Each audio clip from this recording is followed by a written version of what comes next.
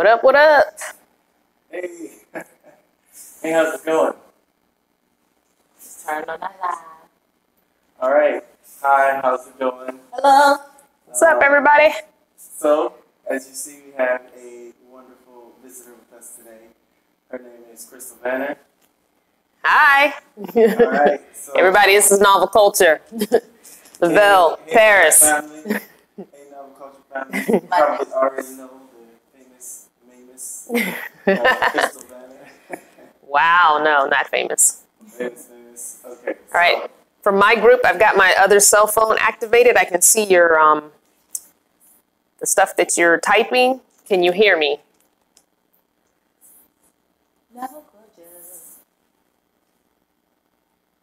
All right. Hopefully they can hear me. Okay. So. Somebody said they hear you. Okay. All right. So. Let's get it started. Let's get it started. All right. All right. Let's do it. So for the beginning, so we're going to do an hour segment of this live. And for the first 35 minutes, we're going to go over questions that we have created. And then for the next 25 minutes, we're going to have a Q&A. Sounds good? Sounds good to me. Perfect. All right, so we have a hat with a bunch of, all the questions are in there? All the questions in there. Questions in the hat. All right, I love it. Questions in the hat. Love it, love it, love Now, it. we didn't discuss any of these questions. We just wrote some down and didn't discuss. So I have no idea. They know because they wrote them down, so I have no idea what I'm getting into. Parents wrote these down, so I don't know. Oh, you know, oh, so we're both going to be in for a surprise. Okay. Oh, Paris is the only one who knows what's going down. All right, who want to pick first? I'll pick first. Perfect. Okay. What if you get a flat tire in the middle of nowhere? Interesting question. Interesting first question. So, the thing I would have to say is making sure that you are prepared beforehand going on the road. Right. It really depends on where you are.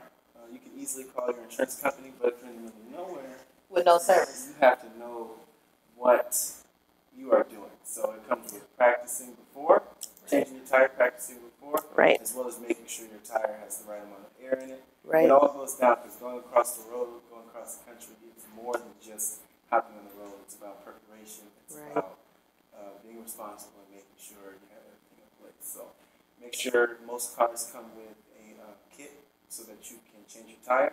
Sometimes it doesn't work. So if you plan on doing other work in your car, you can invest in other tools like jacks and stuff. Because the stuff that comes with your car could end up putting your car on top of you. So it's often not sturdy enough. Like if you're in dirt, you're not going to change your tire with a stock.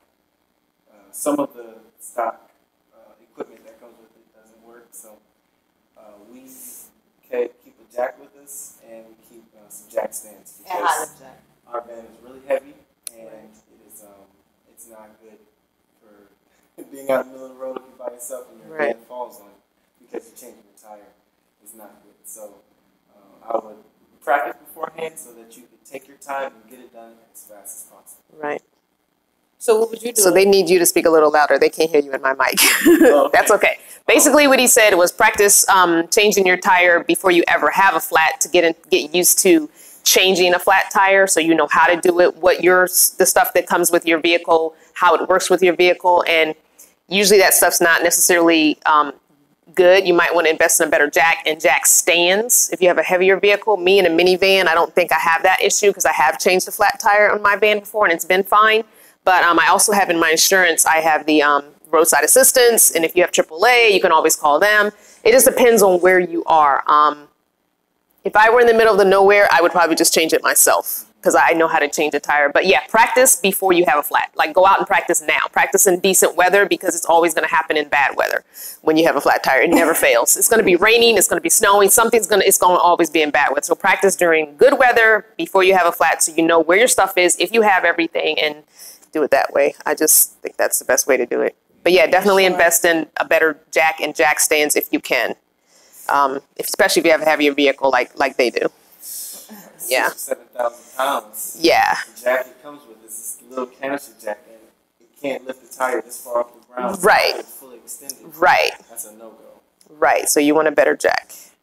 So how many times do you check your tire to make sure it's good underneath your car, just to make sure that the spare you have is really good?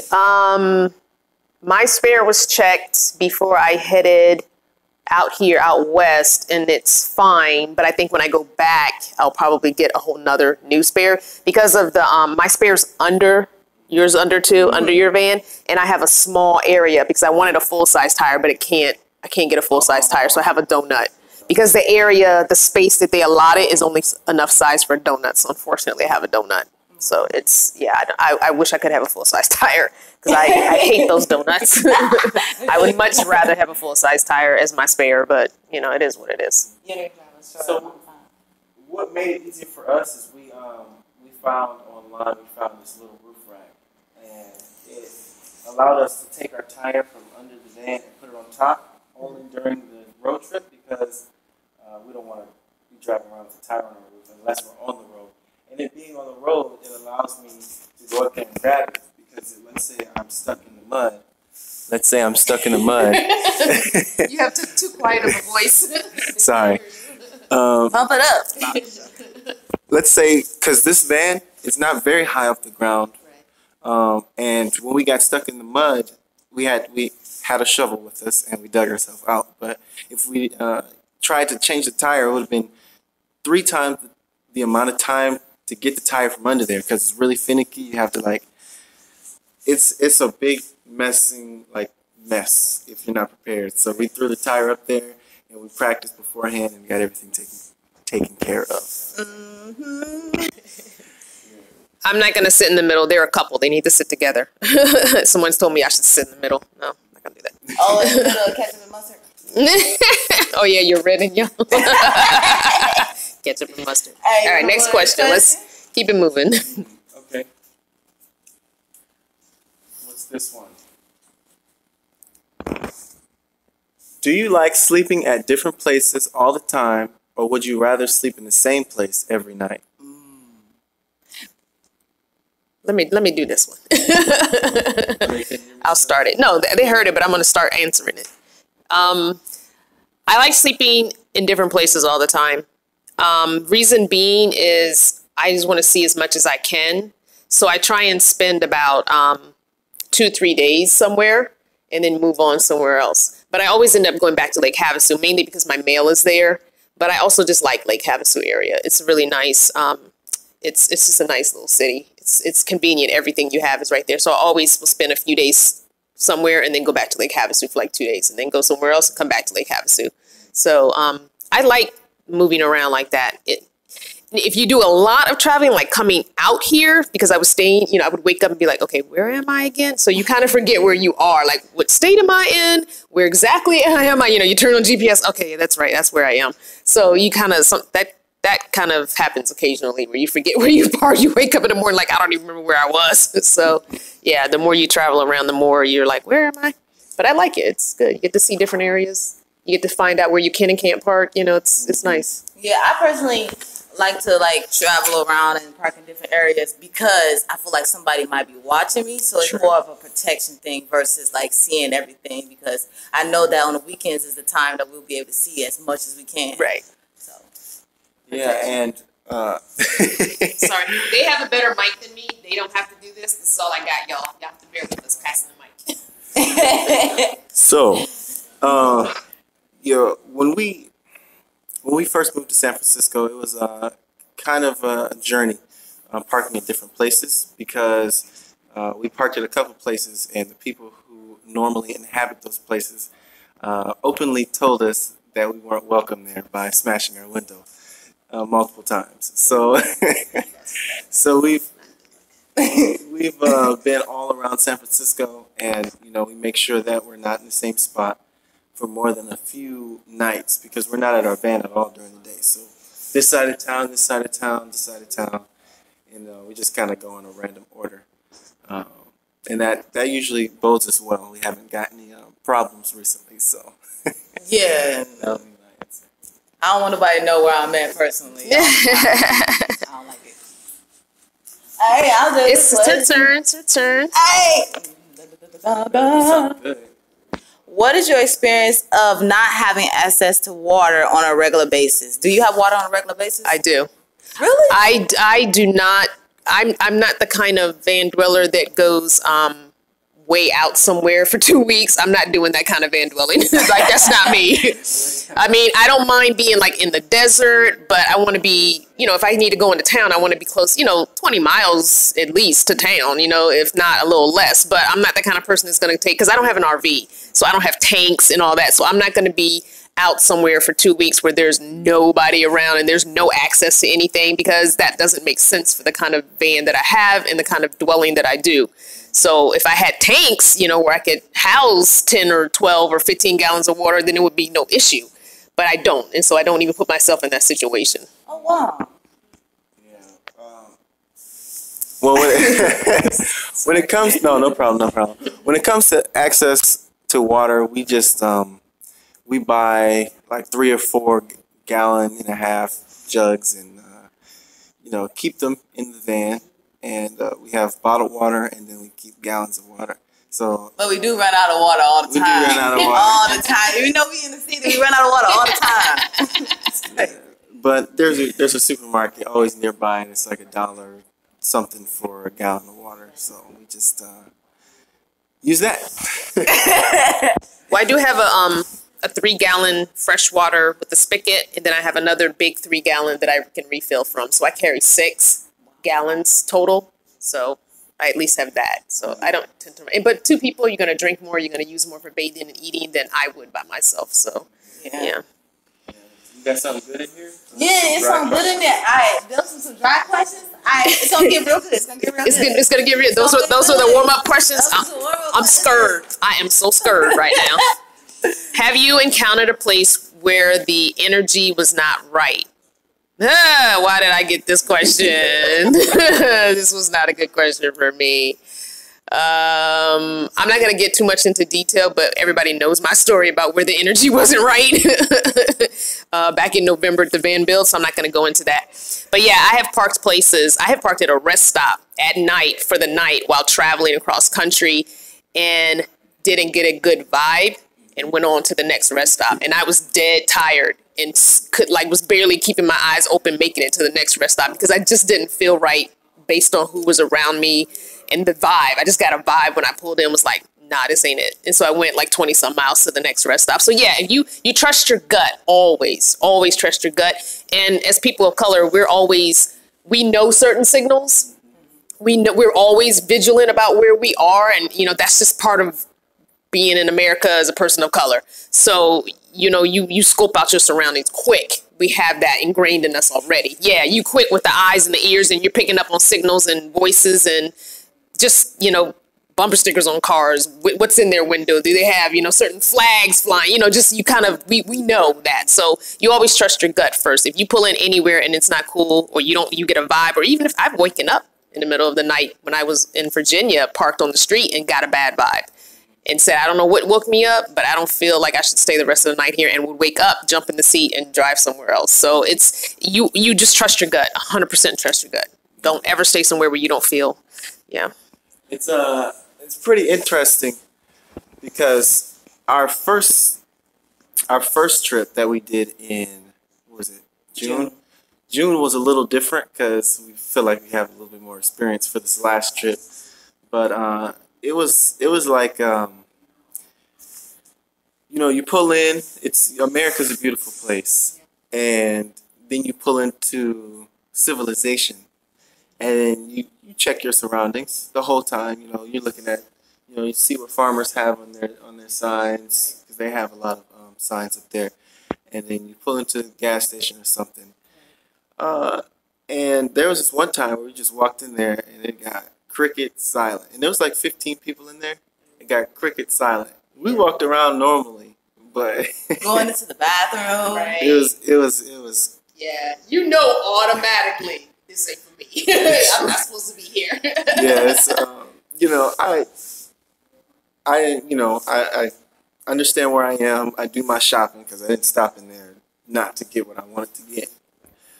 But it was just like, you gotta watch the corner of your eye, because if somebody's looking at you some type of way, it could really, not saying that I'm afraid or you should be afraid, but or paranoid. You shouldn't be paranoid either. But somebody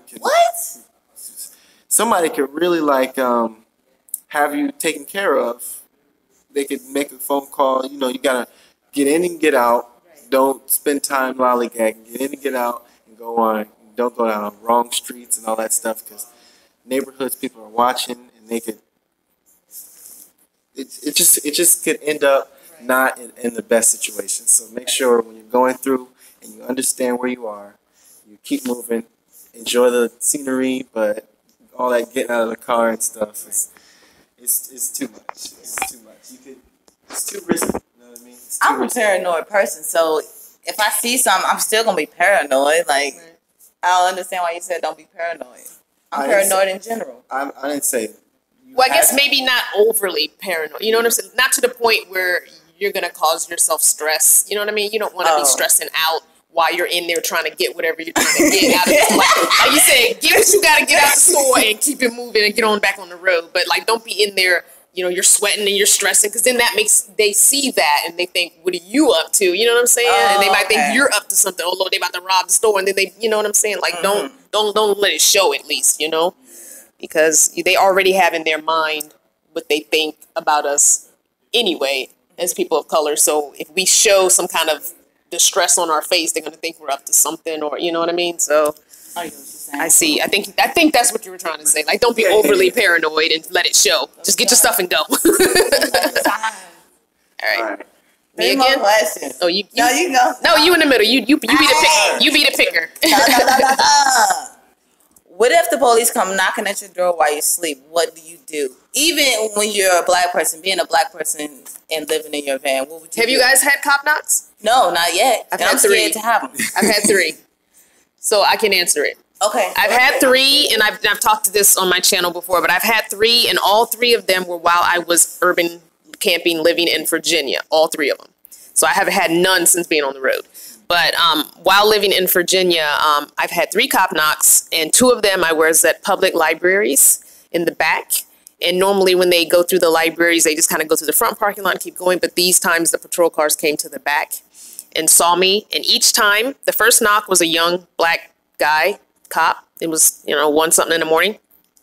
He just wanted to know what was going on. I said I was sleeping. I showed him inside, gave him my ID, like less than 5 minutes. He was like, that's fine. Go ahead, go back to sleep, and left. Second time it happened, I was parked in the parking lot of a hall, like a Messianic hall or something, and near my job where I was working. And I had parked there many times before, like once a week. I was always parked there because it's right up the street from my job, the school I was working at. And this particular night, there's 2 houses on the side of the hall. And when I parked there this particular night, one of the neighbors, they had friends over and they were out on the deck. So somehow or another they called and the cop came and said, do you have permission from the hall to park here? I said, no, I've parked here before, but I can move. And he was like, nah, it's no big deal. I'm not going to worry about it, going back to sleep. Same thing.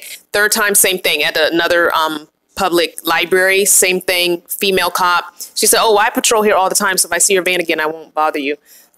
I never had an issue.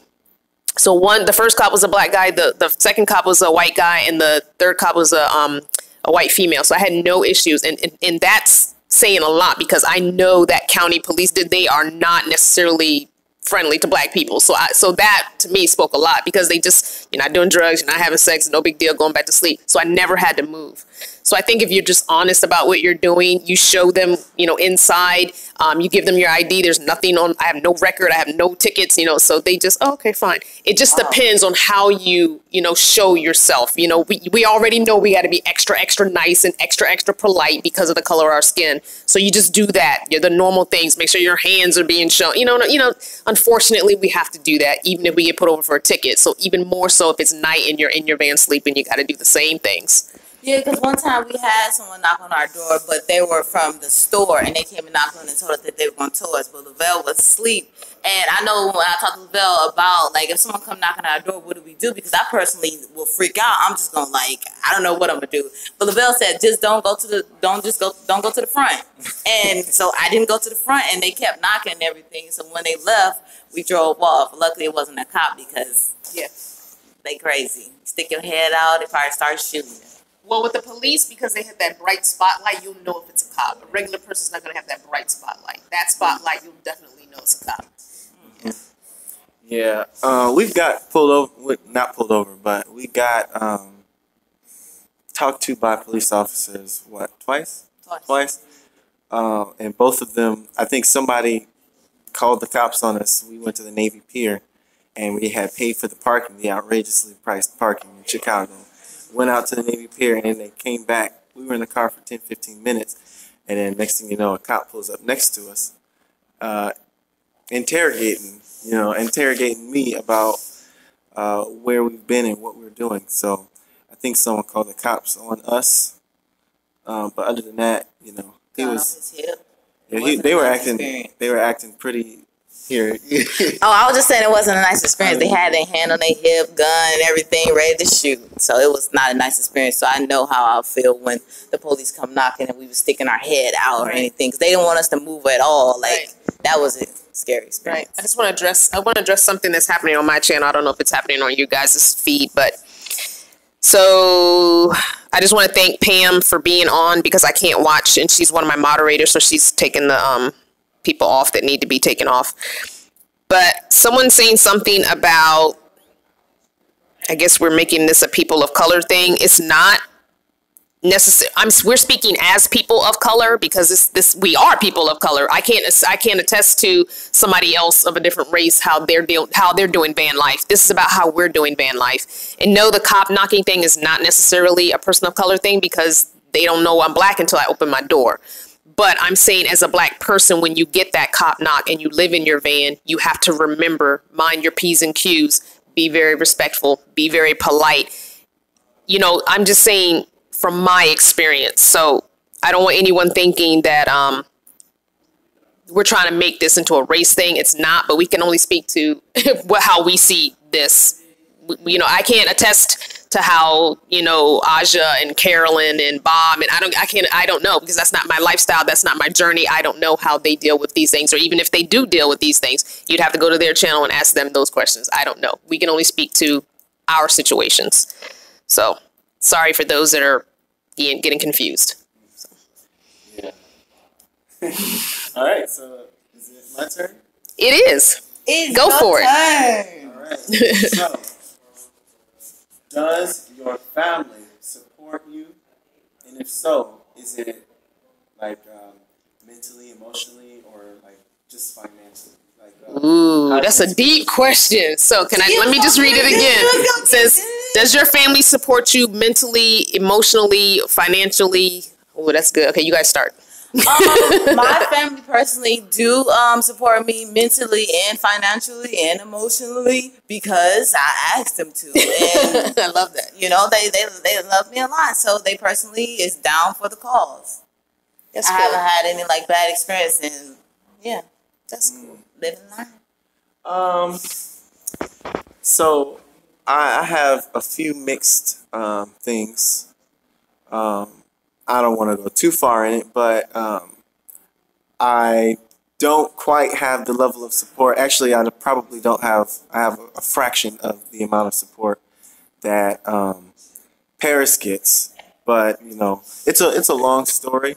But for me, it's pretty. It's pretty complicated. Not for me. I don't know. I'm not in other people's heads, but I know that. It causes people some type of uneasy feeling, which is understandable, especially for someone who loves me and loves us.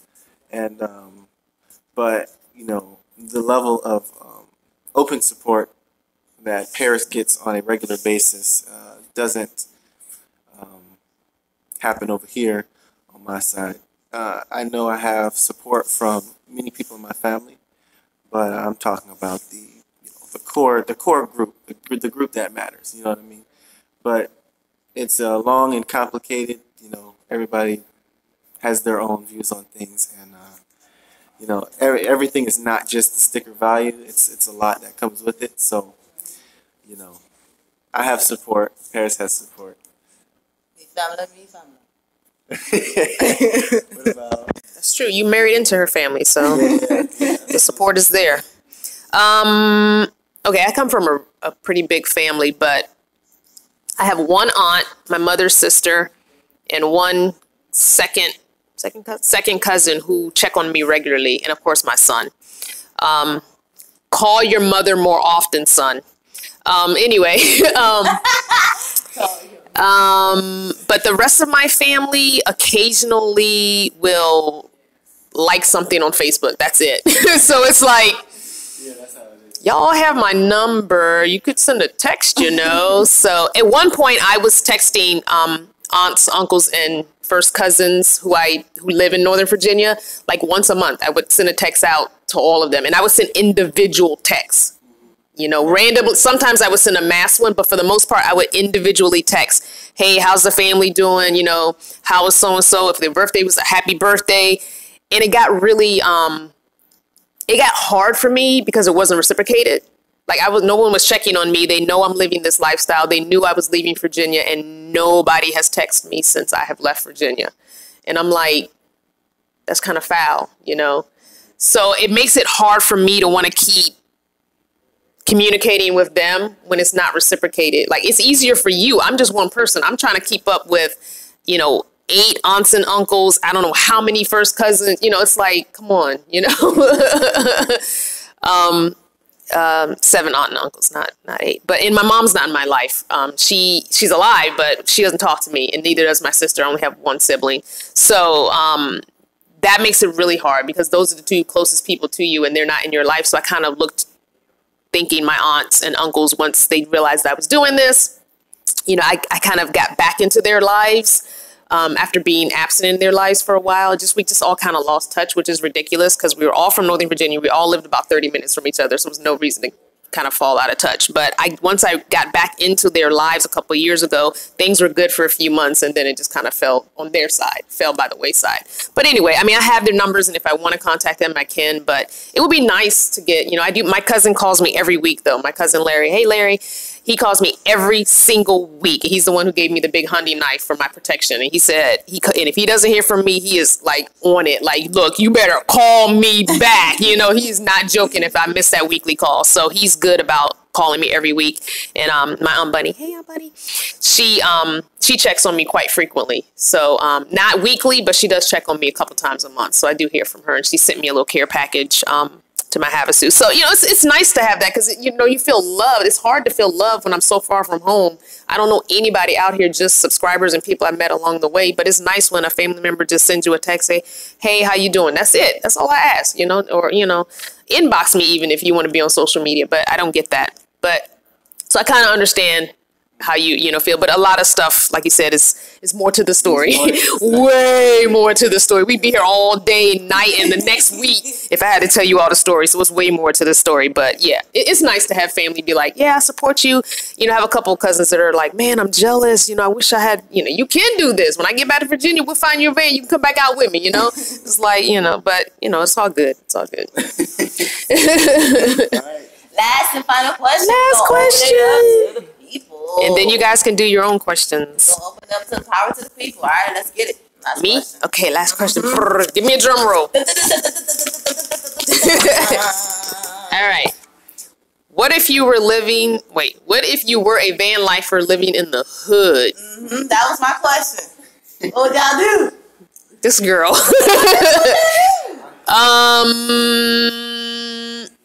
I don't know, because I kind of feel like if you're living in the hood, you probably grew up in the hood. So you know those people and they know you. So, why would you just stay in the hood if that's not where you're from? Well, what if and if you have a van, you would be moving, you would be going. You wouldn't necessarily have to be in the hood. But if you chose to be in the hood, I feel like that's your people and that's where you're from. So they shouldn't be breaking into your car, right? That's how I feel. Yeah. Because you have wheels, just leave. Why would you just stay in the hood if you don't want to?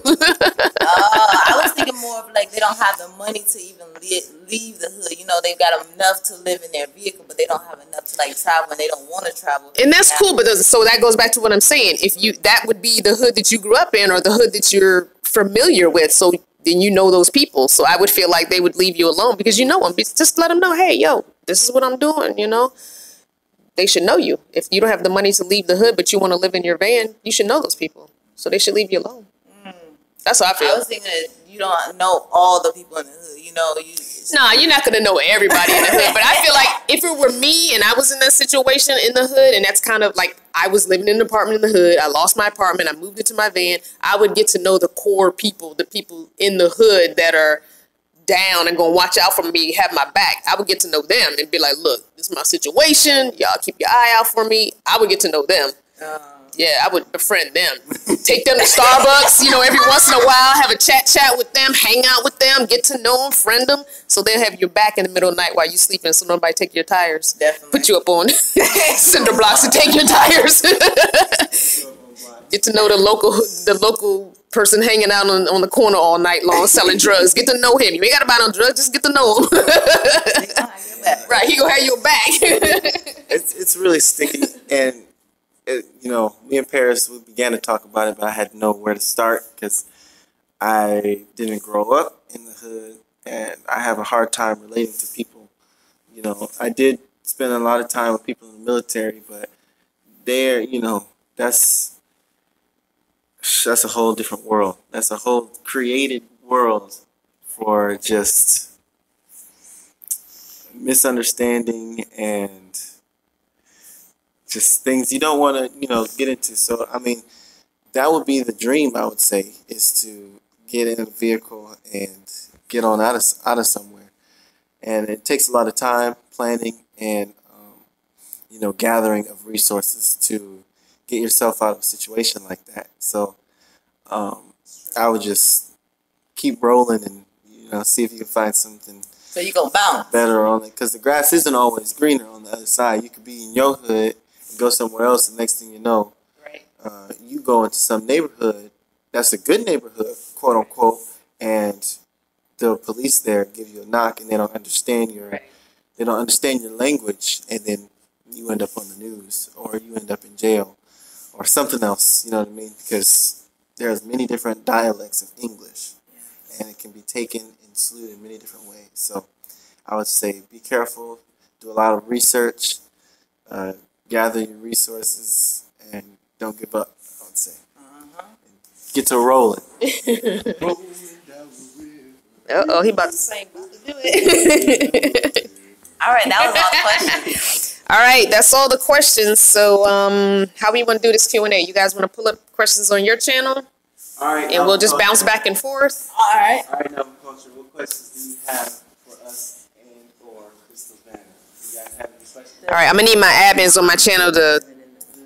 There's a couple of things that need to be... Take them away. Okay, so how old are y'all? Well, I'm 23. Turn 24 soon. Not gonna tell you the date. I'm 24, turning 87. 24, turning 87. You're 23, turning 24. And I am 46, turning 47 in May. Paris didn't want to say what she is turning in a couple of months. I'm turning 25. I don't like talking my age. Oh my gosh, 25. Babies. I can't wait till I turn 50 though, because I love that age. Someone said, You want to skip 20, go straight to 50? someone said, would we trade in van life for tiny house? And my answer for that is absolutely. One of our questions was, how would you transition from van life to tiny house? And that is exactly the plan, to transition from van life. Actually, we want to buy some property in the Bahamas, purchase some shipping containers, and then get those shipping containers built out into a tiny house. If you want to call it a tiny house, I'm just going to call it a house. I want to get... Yeah, because it ain't going to be tiny. Shipping containers are quite large, so I mean it's going to be smaller than like the average American house, but it's going to be very well designed, so we get the most out of the space. But for us, we just save our nest egg, talk to the real estate agent, buy the property, make sure we have our homeowner's card, because we can't get citizenship over there, and then keep our van, in the United States, and then when we come back to the United States, we hop in the van and go wherever we want to go. But while we're there, we're at home, and that's the plan for now. But that's how we would transition. Should I answer the same question? Actually, I have questions. I have a couple of questions. Let me ask my questions. I don't know if I scrolled far enough, but I'm going to answer this. How long did we plan this meetup with each other? And glad to see like-minded people sharing great info and ideas. We just got in contact. You guys contacted me just a few weeks ago, right? Yeah. It wasn't, just a few weeks ago about doing this live. So, it's just been a few weeks. Although I talked on one of your lives before, and you inboxed me once for something else, I think. About something else. So we've talked before, but to do this particular meetup, it was just a few weeks ago. Earl Blackman, he asked, how do we have electric power in our van? How do you have electric power in the van? Okay. So, Earl Blackman of the Culture family has asked us, how do we have electricity? How do we generate electricity in our van? For us, we've tried the solar panels, but they blew off. We got the little thin, flexible one. I installed them, had the NC4 connectors, had it wired down, but I didn't secure them well enough. I used 4-inch, like 2 layers of 4-inch thick Gorilla Glue tape because they were like paper thin. But for some reason, the LA heat in that summer melted the adhesive, and those $180 panels, both of them, flew right off the roof. But before that, and what we use now is a battery isolator. And what a battery isolator does, in short, is it takes the power from the alternator that charges the battery and charges the solar battery that we have inside. So we have a inverter, 2,000 watt inverter, 4,000 watt peak, 2,000 watt continuous inverter, and that's plenty of power for us to charge anything we need. We use our George Foreman, and other small appliances, and that works out for us. Pretty well. And we got school. We got those outlets at school that we use for power. We use that a lot. You go use other people's power. M. Garcia, one of my moderators, wants to know. Oh, that was M. Garcia's question last time. Anyway, Life of Los. Hey, Los. This is my solar guy. He says, how do y'all stay positive on gloomy days? It's not very many gloomy days out here on the West Coast. But I know when I was in Virginia, I just would go into libraries, into Starbucks. And I'm going to be honest with you guys. People, you think you go to Starbucks, you have to buy a $6 drink. You don't have to buy a drink at all. They don't care. They really don't care. You just are honest. I have walked up to the barista, the person at the cash register, and said, look, all I want to do is charge my stuff and use a little Wi-Fi. Can I just get some hot water? I have my own tea bag. And they're like, oh, sure, no problem. They really don't care if you buy anything and you sit there. I have sat there for 3-4 hours. Now, if it gets crazy busy and I haven't bought anything, then I'll leave. If I'm taking up a seat from a customer who's buying something and it's really packed, I'll leave if it gets really busy and there's no other seats. But I've rarely been in a Starbucks where I've had to leave. Maybe once I've had to do that because all the seats were taken and somebody had bought a drink. And I said, well, I'm going to leave because I didn't really buy a drink. But for the most part, Starbucks could care less if you come in there, sit, and don't buy anything. They really don't care. And they'll give you hot water. If you have tea, they'll give you hot water in your own mug or cup or even in one of their cups. They don't care. They really don't. So when you say gloomy day, you talking about rainy day? Yeah, I guess. Or sad day? Yeah, probably a sad day. I would imagine that's what he means. Ooh, what I do? Yeah. Oh, what would you do? What I do is I just cuddle under Lavelle and I get a little cozy. That's all I do, basically. Main thing I do is I try to talk to Lavelle, but I don't want to talk to him too long because you don't want to burden nobody with your problems or your issues. So I just try to forget about it, live in the moment at that moment. But most times I talk to Lavelle about my gloomy stuff. Okay. Because I don't want to be around nobody if I'm real gloomy. Right. Yeah. I don't want to be around nobody. Exactly. Yeah. So when we were in the military, we were stationed in Everett, Washington. And Everett, Washington is 30 minutes, 45 minutes, maybe 30 minutes from Canada. It's up there.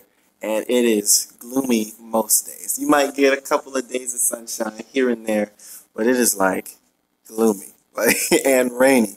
And a lot of people in the military I had drug problems and alcohol problems and, you know, all kinds of stuff. And I'm glad I had Paris because I could go home and cuddle under Paris when it's rainy. It's always a good nap when it rains. I would take a nap if it was a rainy day. But, What they talking about doing van life? yeah, this is what you do. This is what you do.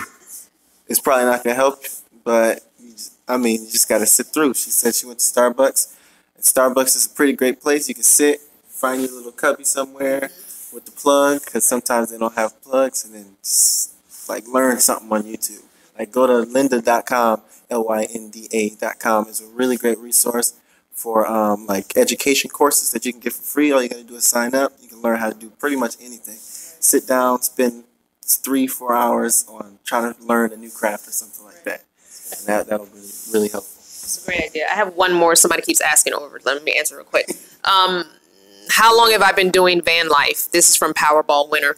I started living in my vehicle. I did not have a van. I had an SUV in August 27th, 2015. So this August will be 3 years. So hope that answers your question. And yes, you're asking us also, Lavelle and Perry. Yes, they do live in a van. Novel Culture. So look them up on YouTube. Would you support your son if he lived in the van with his wife? And I would want my son to do this. Wow. I would 100% want my son to do this because he's young. And even though they have a small child, do it now before she gets in school. I think it would be a great opportunity for them to see the country and for her to have experiences that she's going to remember for a lifetime, you know, even and once she does start school, they can always homeschool. But, you know, by the time she's 5, if they don't want to do it anymore, they can just go live somewhere. But I am kicking my own behind for not doing it when he was little. Like, I didn't realize this was a thing that people did on purpose. You know, it was more of a stigma of you lost your place to live, and so you living in a vehicle. Like, it was always a negative connotation as far as I knew. So had I known about this in my 20s when I had him, oh, for sure, we'd have been in a van. Oh, he'd have been in a van. Oh, yeah, he'd have been all over this country. He'd have been everywhere. I would have had a passport by then. We'd have been in Canada. Like, I would have given him all those experiences. So I would 100% support him. If he called me up and said, Mom, I found a van. When you get back to Virginia, will you help me outfit it? Psh, what you talking? Yes, 100%. So 100%. Is there like a size or type of van that you would prefer him to have? He would probably have to have a cargo van of some sort, just a regular Chevy, you know, 150, 250, you know, something like that, because he's taller. He wouldn't be able to do it in a minivan. I like my minivan. It's more, you know, stealth. You know, if I want to park on the side of the street somewhere in any old random Joe Schmo neighborhood, nobody's going to notice another soccer mom van on the side of the road. They're not going to care.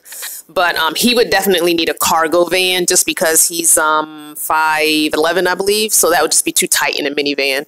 And but if he were to do it, that's if he were by himself. Obviously, with his wife, his child, he would have to get a smaller RV, like a class, yeah, at least a road trek. At least something like a road trek. He would have to have at least something like that to be comfortable with the, you know, because the baby could, you know, it's a pretty big bed. They could all sleep in one bed.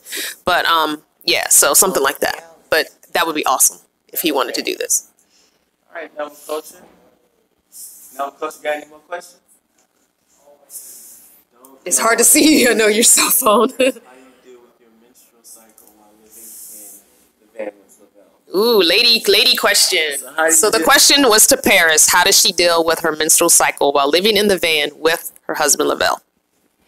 Yeah, it's about to get real personal. Yeah, y'all went deep with that one. But see, my people know I talk about this stuff all the time, and there's no shame to my game.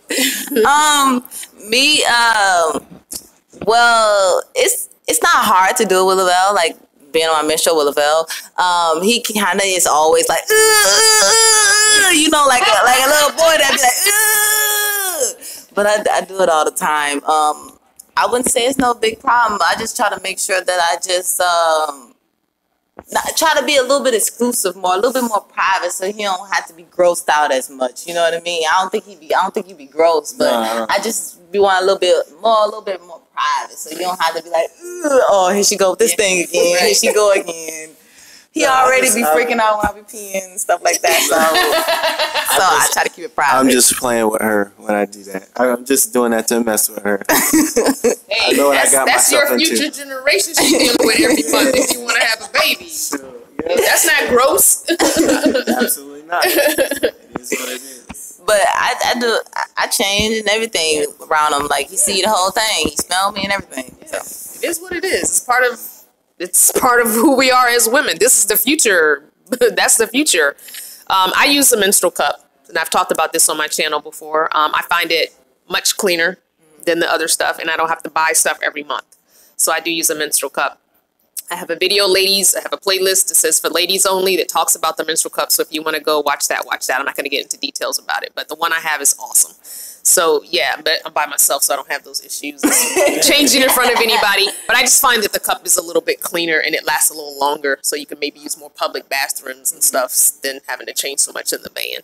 So, I thought about those cups, but I heard like horror stories when I was looking at the reviews about people getting them stuck in them. So I was just like, I don't know if I want to do that. It's impossible. It's impossible to get it stuck in you. Your cervix is not going to let it go but so far. This is the way our body is made. But yeah, so anyway. All right, let me get one of my questions. I got to go back. Oh, wow, it's so many. I got to scroll all the way down. All the way up, rather.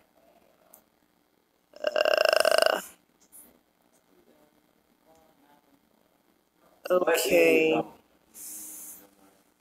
We will answer that question after Crystal's. Oh, someone's asking. Okay, so this is pretty much, I guess, right for me. Bonafide reviews. Is your pain, Crystal? Do you think your pain is better managed on the West Coast than the East Coast? I know my husband breathes better in the West. He has COPD. Yes, my pain is better managed out here, and also so is my bipolar 2/depression.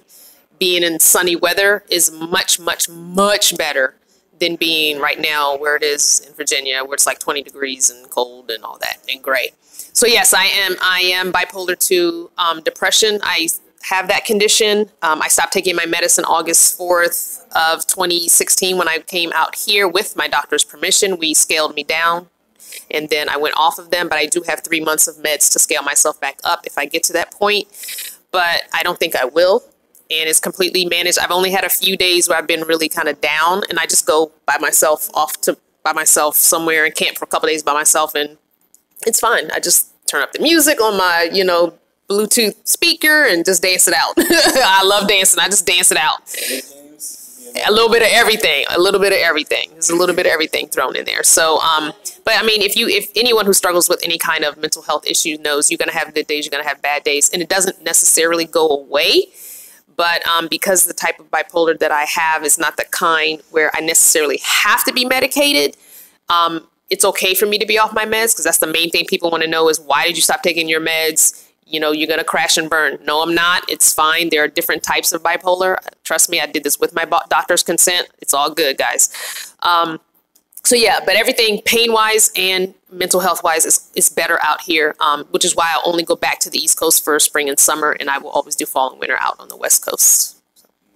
Somebody keeps asking, the Powerball winner, how much have you saved? I'm personally not going to answer that question about saving. I don't want nobody to know my business. Yeah, I'm not going to answer how much I've saved, because I have an old van, and a lot of times I'll save up $200, $300, $400, and the van breaks down and I have to get it fixed. So it's kind of a back and forth.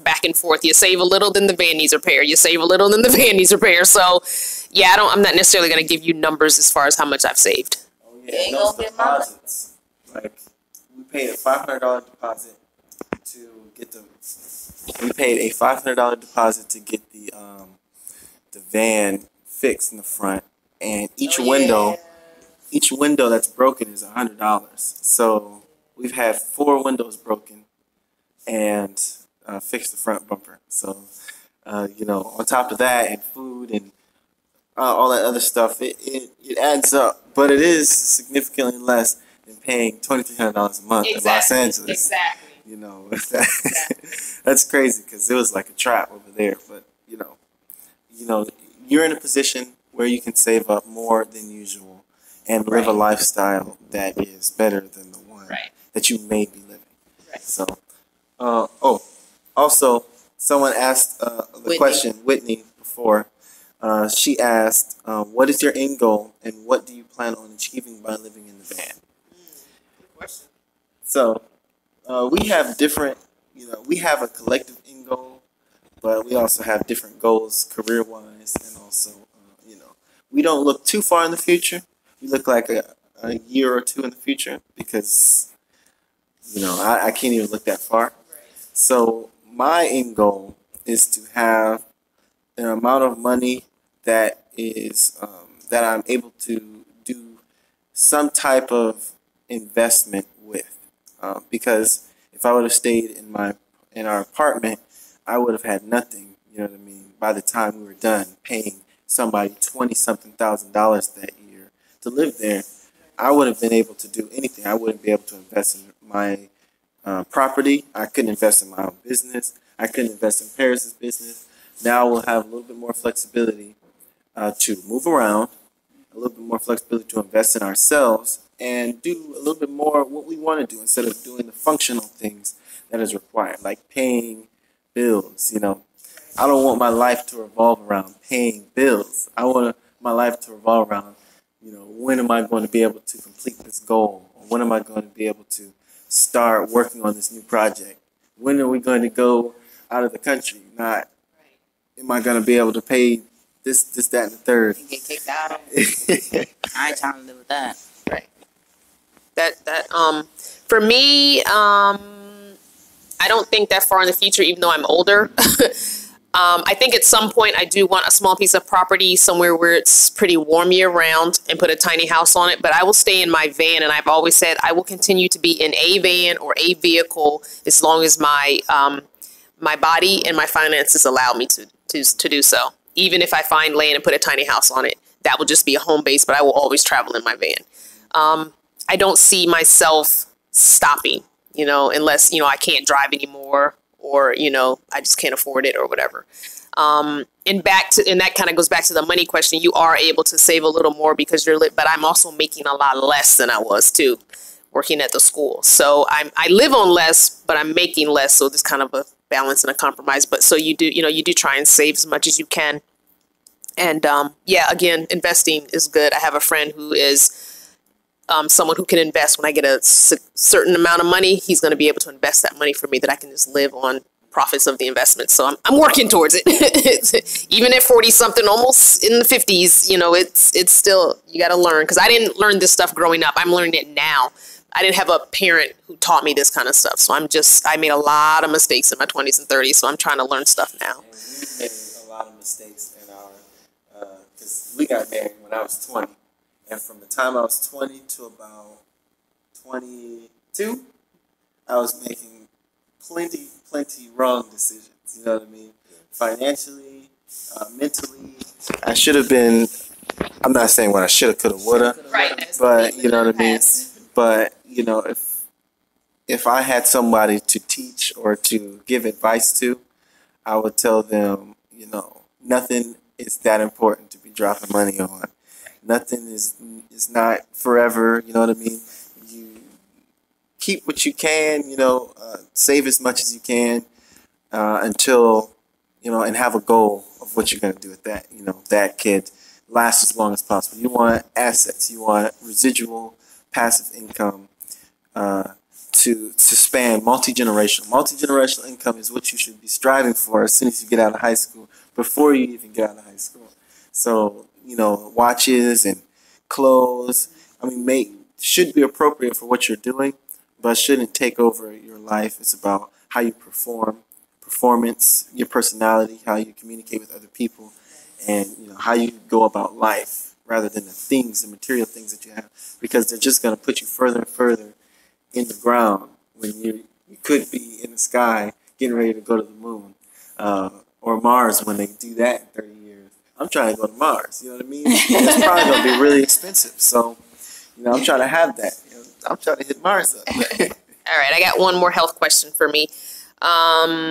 This is from Working from the Road. Crystal, with your health issues, do you find it hard on the road without access to a family doctor who knows your stuff?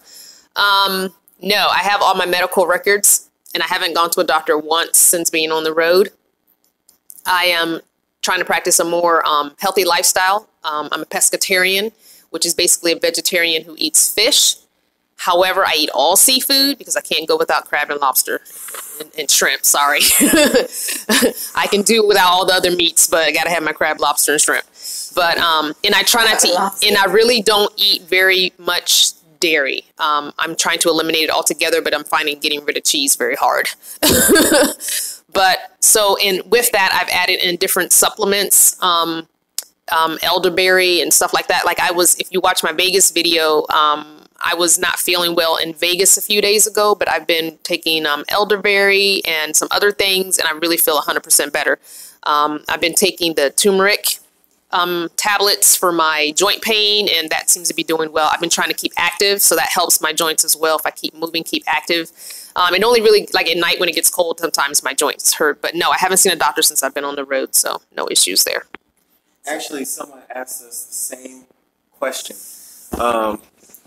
I think it was Bonafide Reviews. Did you just answer their question? I don't know. No, but mine was working from the road. Oh, yeah. Well, Bonafide Reviews asked us, how do we deal, and it was for both of us, but you already answered yours, how do we deal with health insurance and getting regular checkups?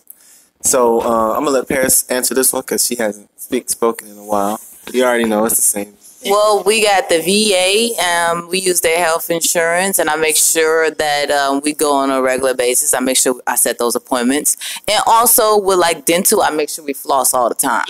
And we have these electric toothbrushes, so we make sure we use all those things before we have to go to the doctor. My dad got us some toothbrushes last Christmas. I don't know why, because we had toothbrushes, but they were really nice. And he was saying our teeth was yellow.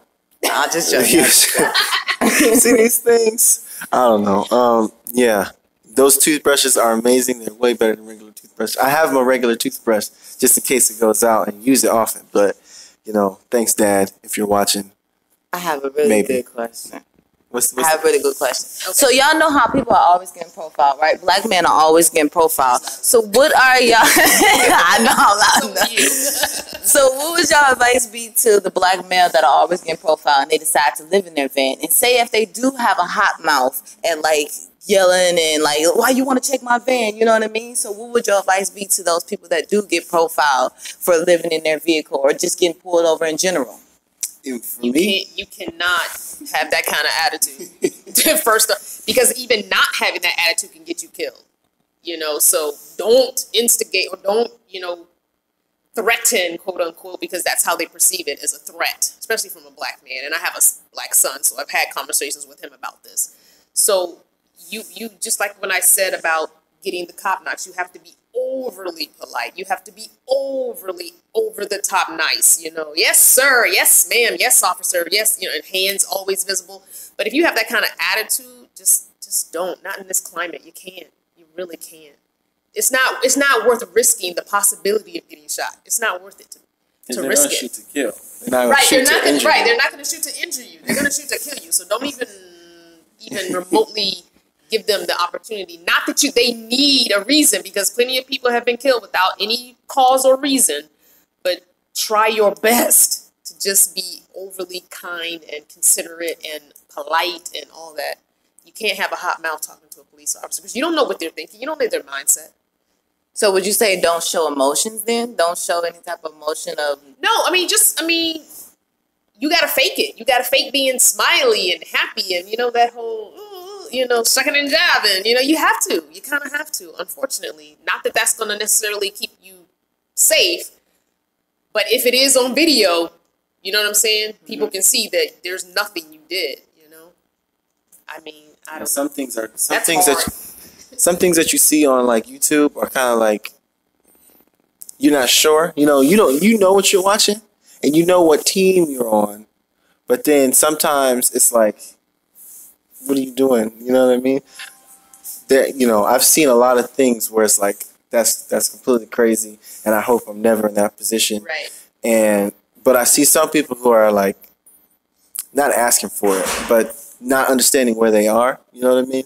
Where are you? Yeah, because me personally, I didn't understand where I was in Nevada. We could have easily been killed, and I really did not know who was in Nevada. I was just like, that's wrong for what he just did to us. But me personally, I just was like, I wasn't even caring. Did you do that while the cop was there or after the incident? situation happened. No, I was doing it the whole time. Like they not gonna help us. I was talking to Savelle even though they were there. I was like, why they not gonna help us? What's going on? You know, not thinking that I'm a black woman. You know what I mean? We in the middle of nowhere. You know, I wasn't thinking about all that. I was just like, hey, come help us. You my cop. What you doing?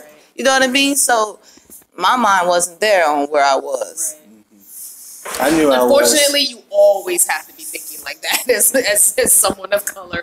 You always have to think like that because you could have the exact same situation of pullover by cop, a black person and a white person, and you get treated completely different. And we all know this. This is not, I'm not saying anything new. We all know this. White people know this, and black people know this. Hispanic people know this. Asian people. Everyone knows that there's a difference. The same cop can pull over 5 different ethnicities, and he's going to treat each stop differently based on the color of their skin before he even asks them a question. So we then need to be aware how we might be perceived by you know what I'm saying, by a police officer, and then we need to change our mindset because we don't know, we can't change theirs. So act right. Fair says so act right. Basically, yes. I mean, you're pretty much making sure that you go throughout your life the longest you can. Exactly. For your kids' sake, for your great-grandkids' sake. Exactly.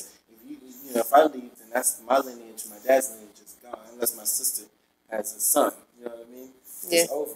Right. You know what I mean? So right. I have to be responsible to keep the Lee family alive and well for the next as long as I can. You know what I mean? Well, not just to carry on your name, but you yourself, you are destined to have a full life. Yeah, you don't cut it short, you know? So, absolutely.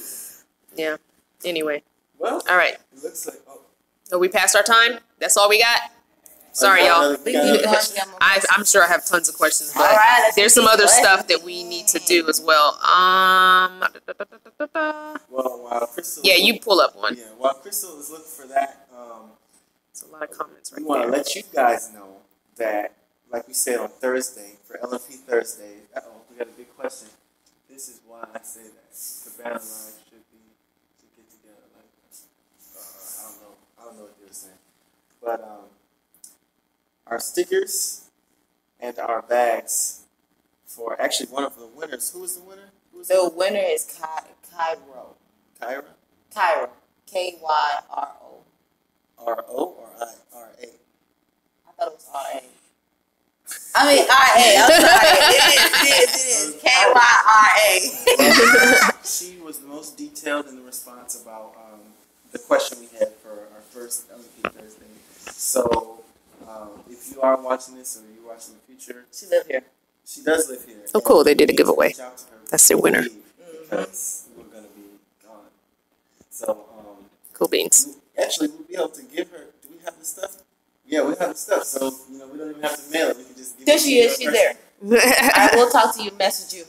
All right, cool beans. So, hit us up because we need to give you your bag and stickers. And also, for next Thursday, we'll have more stickers from the trip. And also, we're going to put them on the van. So, LMP Thursdays. What is it now you're doing? Well, LMP Thursdays. LNP Thursdays? Mm-hmm. L and the letter L. L. L and P. Oh, okay. Oh, okay. All right, so this is the last question, I guess. Has your van living become more easier and more interesting with time, meeting people more often? Yes. It definitely doesn't compare to just being in one area and working one job, regular job. And this is definitely, and it's gotten easier because I'm doing a lot more BLM camping, so that's really easy. That's a no-brainer. You just go park and that's it. Nobody bothers you. So, and there's some places you can, they say 14 days, but there's really nobody monitoring it. So you kind of can stay longer than 14, but that's way too long for me to be in one spot. 2 weeks that's too much. But yeah, and it has gotten easier, and I like meeting people. Even though I am an introvert, I have extrovert tendencies, and I know there's a word for people who are both dually introverted and extroverted, but I do require time by myself to recharge. I don't recharge by being around people. I get depleted, and I love being around people, and I'll talk and I'll dance and I'll hang out and I'll conversate for however many days I'm going to be around people, and then I will take a day or two, completely isolate myself. And believe it or not, those 2 days that I'm alone, I will stay in pajamas and I will stay in my van and I will just binge Netflix. That's all I do. And that's how I recharge. Or I'll listen to music, or I'll read, or I'll just do nothing, sleep, nap, whatever. But that's how I recharge. And then I'm able to go to another meetup or another event and meet more people. But I have to take those times and be by myself.